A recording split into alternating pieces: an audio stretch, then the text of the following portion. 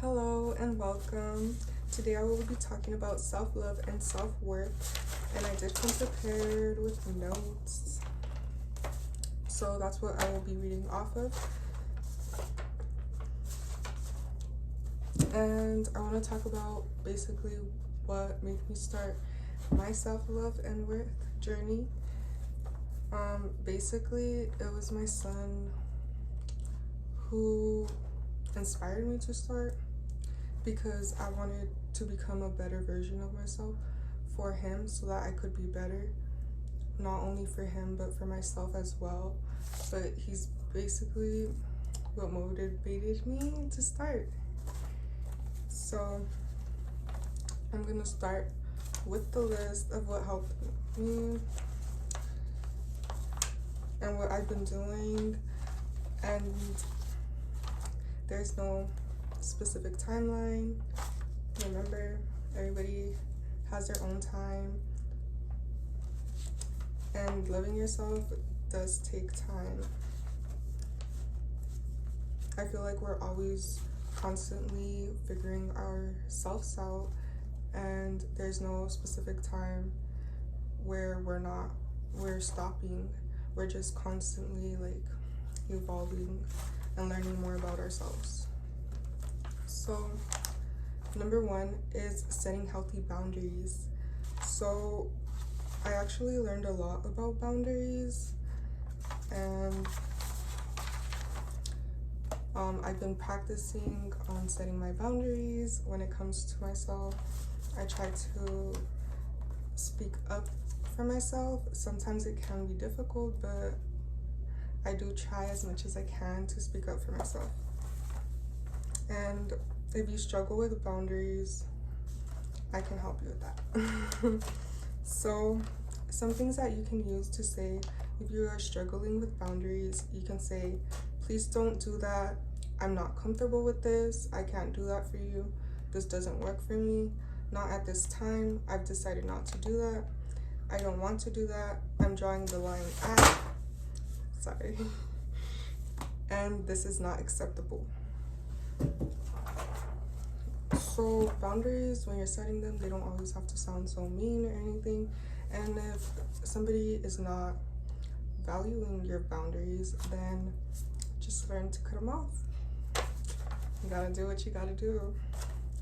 So when it comes to boundaries should be based on your values or the things that are important to you. For example, if you value spending time with your family, set firm boundaries about working late or whatever you're setting your boundaries on. Make sure you set them and you stick to them. Your boundaries are yours and yours alone. Many of your boundaries might align with those who are close to you, but others will be unique. Know your boundaries before entering a situation. This will make it less likely you'll do something you're not comfortable with. And there's actually 3 types of boundaries. There's porous boundaries, there's healthy boundaries, and there's rigid boundaries. And this, I did not know about this before. I just recently learned about this year, actually. And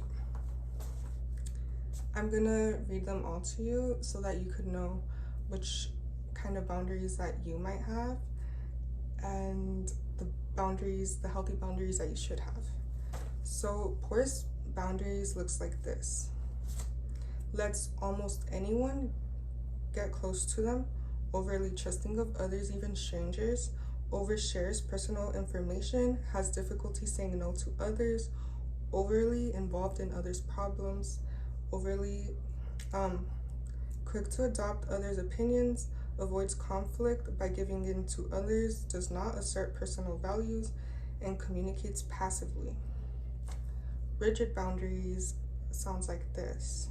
Keeps most people at distance, very untrusting of others, very guarded with personal information, says no to others most of the time, detached from others' problems, tends to ignore others' opinions, avoids conflict by pushing others away, communicates aggressively, has inflexible personal values.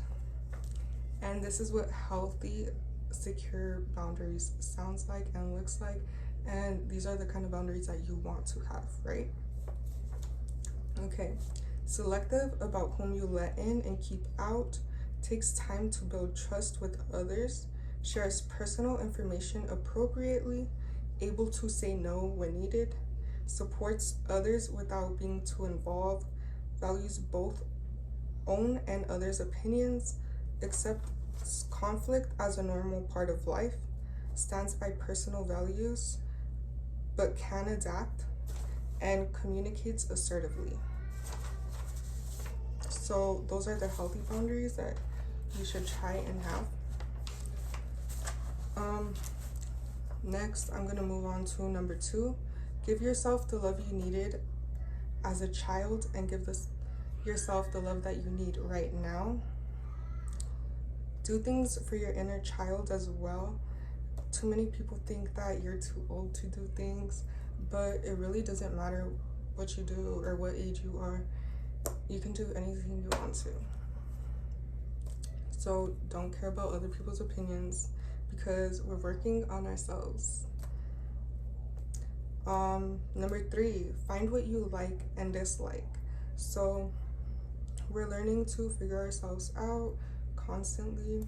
So learn what you like to do and what you don't like to do, and do more things of what you like to do.